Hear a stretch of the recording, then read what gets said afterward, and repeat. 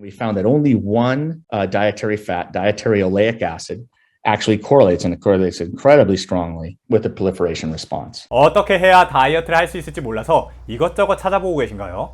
저도 예전에는 살을 어떻게 뺄 수 있을지 막 방법을 찾아봤어요. 특히 나이가 들수록 기초대사량이 낮아지다 보니까 똑같이 먹어도 살이 정말 쉽게 찌더라고요. 그런데 올리브오일 다이어트로 살도 빼고 혈당도 낮췄다는 후기들이 정말 많은 거예요. 하지만 반대로 오히려 살이 쪘다는 분들도 있었죠. 오늘 이야기를 끝까지 들어보시면 올리브오일 다이어트가 어떤 원리로 이루어지는 건지, 그리고 왜 잘못 실천하면 오히려 살이 찌는지, 마지막으로 제대로 실천하는 방법은 뭔지, 이 모든 걸 알게 되실 거예요. 그러니까 영상 꼭 끝까지 봐주세요. 자, 우선 올리브오일 다이어트의 가장 큰 원리는 뭐냐? 바로 식욕 억제 효과입니다. 올리브오일에는 올레산이라는 지방산이 풍부해요. 이게 장에서 흡수가 되면서 GLP-1이라고 불리는 호르몬 분비를 자극하는데요. 이 GLP-1은 몸 안에 배부르다라는 스위치를 켜주는 역할을 합니다. 그리고 혈당을 안정화시키기도 하죠. 실제로 비만 치료제인 위고비도 이 GLP-1을 흉내내서 살을 빠지게 해주는 거거든요. 그런데 이 GLP-1을 활성화시키는 올레산이라고 했죠. 이 올레산 물질이 올리브오일에 정말 많이 들어있단 거예요.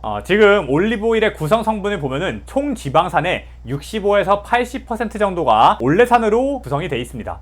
반면 다른 지방들, 카놀라유라든가 돼지고기 기름 이런 것들은 훨씬 더 낮은 수치를 보이고 있죠. 그렇다 보니까 올리브오일이 특히나 이 식욕을 억제하는 효과가 좋은 겁니다. 자, 근데 이 GLP-1이 도대체 어떻게 이 배부르게 해주는 거냐, 우리를. 이 원리도 좀 궁금할 수 있어요. 이 GLP-1 호르몬이 나오게 되면은 우리 뇌로 신호를 보내요. 그래서 우리 위의 움직임을 둔하게 만듭니다. 이러면 교통체증이 일어나듯이 이 위 속에 음식물이 쌓이게 되는 거예요. 그러니까 우리가 배부르다는 감각이 뭐예요? 속이 꽉 찼다 느껴지면 배부르잖아요. 조금만 먹어도 위에 음식물이 내려가지 않고 계속 쌓이다 보니까 배부르다 라고 느끼게 되는 거죠. 그뿐이 아니에요. 위에서 음식물이 통과하는 속도가 느려진다고 했잖아요. 그러다 보니까 음식물이 느리게 흡수되겠죠. 그 때문에 이 혈당이 급격하게 올라가는 것도 막아주는 겁니다. 또 GLP-1은 이 췌장에서 인슐린의 분비를 촉진하기도 해요. 이 인슐린은 우리 몸속의 혈당을 에너지로 변환해주는 역할을 하잖아요. 그렇다 보니까 이 올리브오일을 먹어서 GLP-1이 인슐린 분비를 촉진하면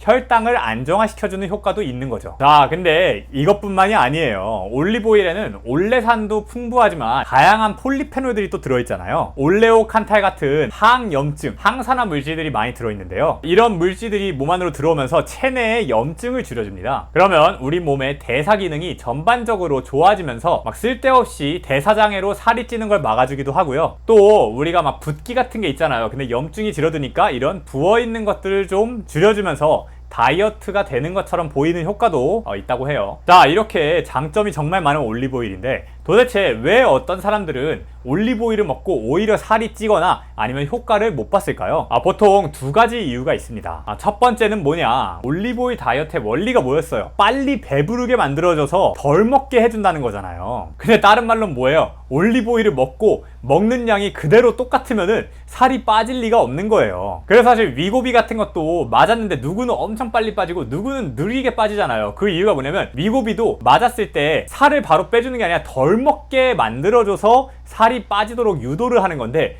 어떤 사람은 위고비를 맞고도 음식을 전이랑 비슷하게 계속 먹다 보니까 살이 굉장히 느리게 빠지는 경우가 있는 거거든요. 그래서 올리브오일도 똑같은 겁니다. 올리브오일 먹었다고 해서 그냥 평소랑 똑같이 밥을 많이 먹으면 의미가 없다는 거예요. 그러다 보니까 이 올리브오일은 식단을 하기 쉽게 만들어주는 보조적인 수단으로 생각하는 게 좋습니다. 자, 그리고 두 번째로 올리브오일 자체를 너무 많이 먹는 사람들이 있어요. 그러면 당연히 또 살이 찝니다. 일단 지방 자체가 칼로리가 높잖아요. 그러니까 당연히 살이 찌는 효과도 있고요. 2025년에 예일대, 오클라호마대, NYU 등 다양한 미국 대학들이 협력을 해서 연구를 하나 했는데요. 아까 말했던 올리브오일의 주요한 다이어트 성분인 올레산 있잖아요. 이 올레산을 너무 많이 섭취하면 오히려 지방 축적을 유도하는 신호를 활성화할 수 있다는 거예요. 그렇다 보니까 그냥 올리브오일을 막 너무 많이 퍼먹으면 오히려 더 살이 찔 수 있다는 거죠. 결국은 뭐든지 과유불급이다 이렇게 생각을 하고요. 저 같은 경우에는 한 끼에 최대 3스푼, 그래서 한 45에서 50ml까지만 먹고 있습니다. 사실 저는 활동량이 좀 많다 보니까 이렇게 하루에 100ml 정도 먹고 있는 건데 일반적인 분들은 하루에 한 번 한 45에서 50ml 정도만 드시는 게 좋다고 많이들 하더라고요. 일전에 영상을 올렸었던 이 젊음을 유지하기 위해 매년 30억의 돈을 쓰는 브라이언 존슨도 하루에 45ml 정도의 올리브오일을 먹더라고요. 사실 근데 지금까지 올리브오일만으로는 다이어트 효과가 있는 게 아니다. 결국 올리브오일이랑 식단이 병행이 돼야 된다고 말씀드렸잖아요. 근데 제 경험도 이와 같았어요. 저는 올리브오일을 꾸준히 먹으면서 체중을 많이 감량했는데요. 이렇게 전후 사진을 보시면은 정말 많이 몸에 지방이 빠진 거를 보실 수 있을 거예요. 근데 이게 단순히 올리브오일만으로 뺀 게 절대 아닙니다. 저는 올리브오일을 먹으면서 동시에 저탄고지 식사도 했고요.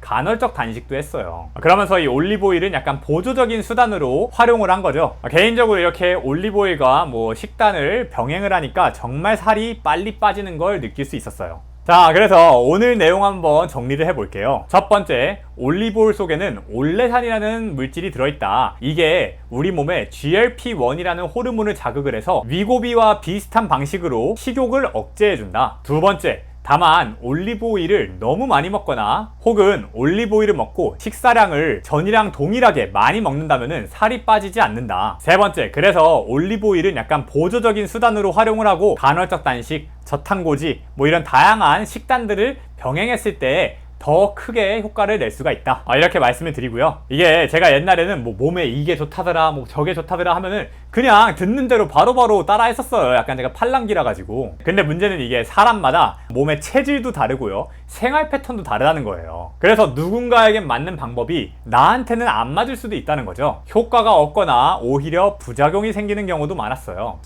그렇다 보니까 단순히 그냥 SNS나 인터넷에 나오는 좋다는 것들을 바로 따라하기보다는 도대체 이게 어떤 원리로 작동을 하는 건지 과학적인 근거가 있는 건지를 찾아보게 됐어요. 그런 근거를 토대로 내 몸에 적용을 해보기 시작하니까 훨씬 더 좋은 효과를 낼 수 있었고 부작용을 겪는 일도 거의 없어졌죠. 그래서 우리 채널에서는 앞으로도 단순한 카더라가 아니라 과학적인 근거와 연구 결과를 바탕으로 건강에 도움이 되는 영상을 계속 올려드리려고 합니다. 만약에 앞으로 올라올 영상들이 궁금하시다면 구독과 좋아요, 알람 설정까지 부탁드리고요. 더불어 제가 오늘 영상 보신 분들에게 도움이 될 만한 영상도 고정 댓글에다가 링크로 달아놨으니까요. 관심 있으신 분들을 한번 클릭해보세요. 감사합니다.